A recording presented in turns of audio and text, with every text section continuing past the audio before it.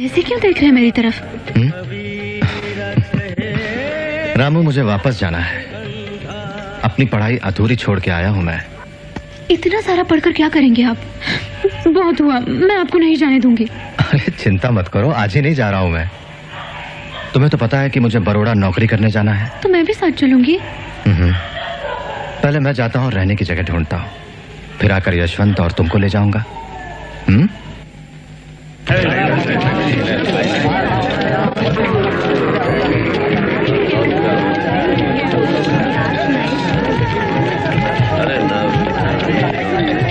बोलो, मुझे कमरा चाहिए।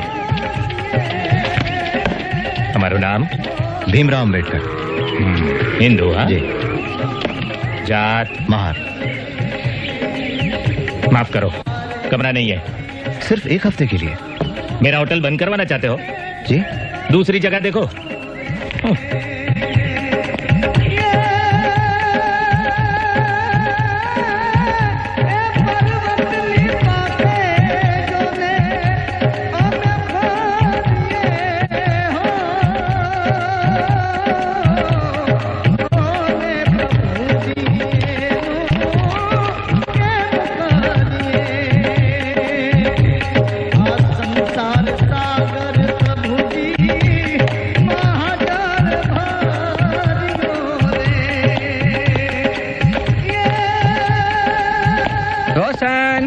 पैसेंजर छे। हाँ। आओ आओ। तुम अकेले हो? जी। बस इतना ही लगेज है? जी। अच्छा, एम आओ आओ।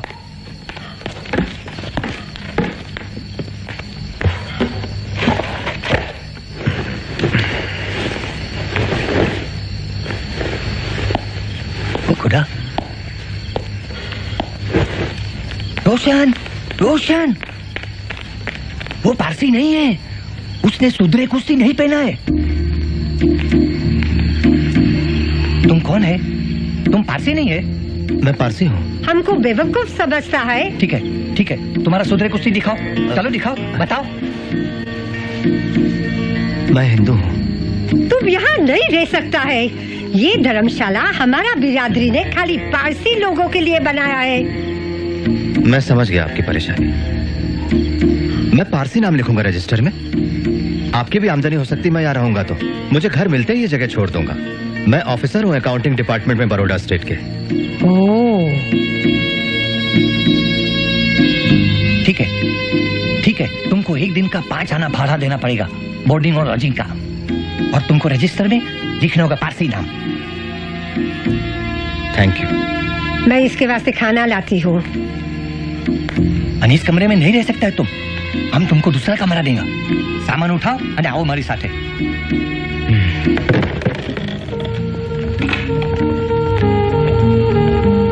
आओ। तुमको यही कमरे में रहना पड़ेगा, ठीक है?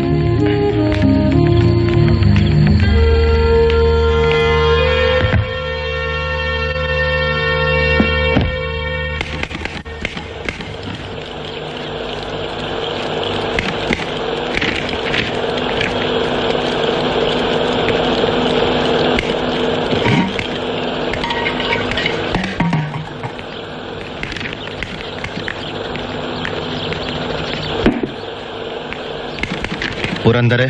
स्टाफ सैलरी फाइल दीजिएगा।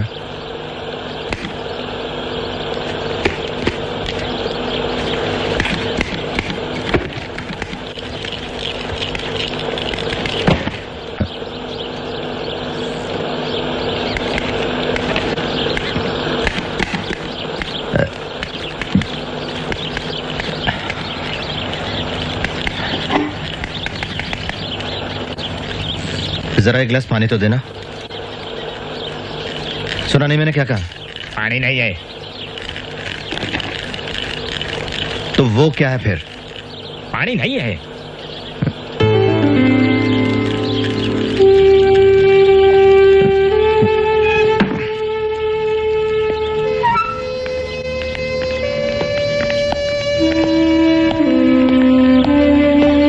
देखो, तुम सीनियर ऑफिसर होगे, लेकिन तुम इस पानी को छू नहीं सकते।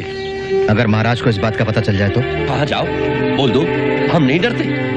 ये हमारे धर्म का मामला है। अगर महाराजा तुम्हें पानी पिलाना चाहते हैं तो अपने महल से लाकर पिलाए। वो महाराजा है, कुछ भी कर सकते हैं।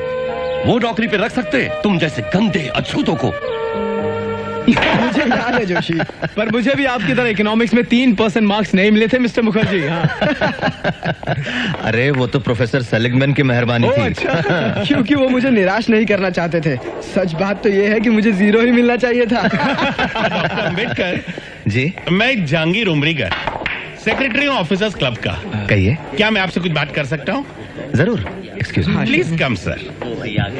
એટલે કે हमें मिला आपका एप्लीकेशन लेटर, हम आपको खुशी से मेंबर बना सकते हैं क्लब का, लेकिन हमारी कुछ कंडीशंस है। हाँ? बुरा नहीं मानना, आपको अलग टेबल पर बैठना पड़ेगा।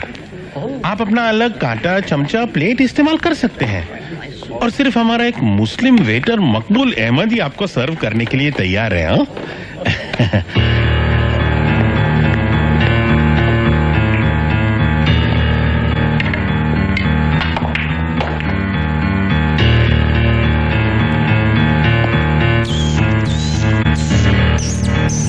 प्रिय रामू, जोशी और मुखर्जी जैसे कोलंबिया के साथी होते हुए भी रहने की जगह नहीं मिली। वैसे मेरा बड़ौदा आना पिताजी को कहाँ पसंद था।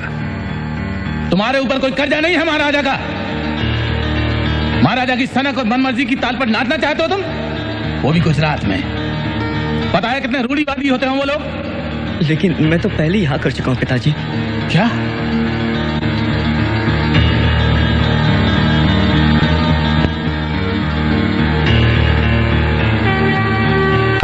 पिताजी की तबीयत बिगड़ी हुई है, उनके लिए मिठाई ले रहा था कि मेरी आंखों के सामने से ट्रेन निकल गई। आखिर मैं किसी तरह घर पहुंचा। पिताजी, पिताजी, दीवा, दीवा, तेरी ही प्रतीक्षा कर रहा था।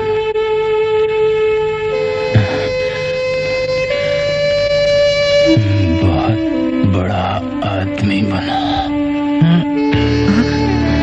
पिताजी, पिताजी।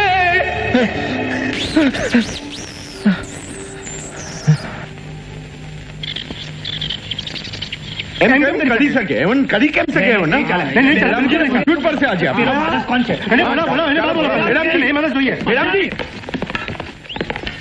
नालायक, नीच, धोखेबाज, झूठे, तुम्हारी हिम्मत कैसे हुई पारसी नाम रखने की? हम जानते हैं कौन है तू एक हिंदू है नहीं पर एक अछूत है। कोई और जगह नहीं मिली क्या रहने के वास्ते? ये जगह कब तक खाली करेगा बोल? बस 1 हफ्ता और मुझे यहाँ रहने की मोहलत दीजिए, मैं तब तक दूसरी जगह ढूंढ लेता हूँ। बिल्कुल नहीं, बाहर निकल जाओ यहाँ से, सामान के साथ बाहर निकल जाना, वरना अगर आज रात तू यहाँ नजर आया इन डंडों से तेरा सर फोड़ डालेंगे, समझा?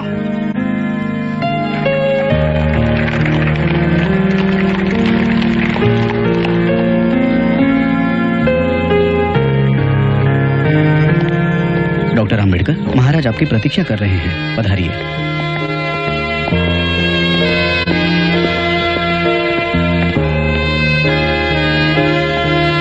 अम्बेडकर, आओ आओ।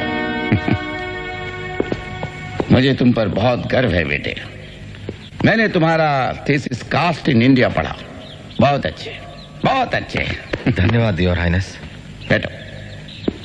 तो बताओ मैं तुम्हारे लिए क्या कर सकता हूँ? दीवान कह रहे थे कि तुम कुछ परेशानी में हो। सर, मुझे रहने के लिए एक घर चाहिए। अम्बेडकर, समझता हूं तुम्हारी परेशानी, मेरी भी कुछ मजबूरी होगी, सब धीरे धीरे होगा। वैसे भी तुम्हें यहां नौकरी देकर मैंने क्रांति की शुरुआत कर दी है।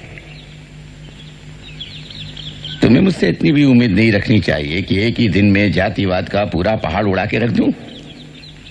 इन चीजों में वक्त लगता है, थोड़ा धीरज रखना होगा।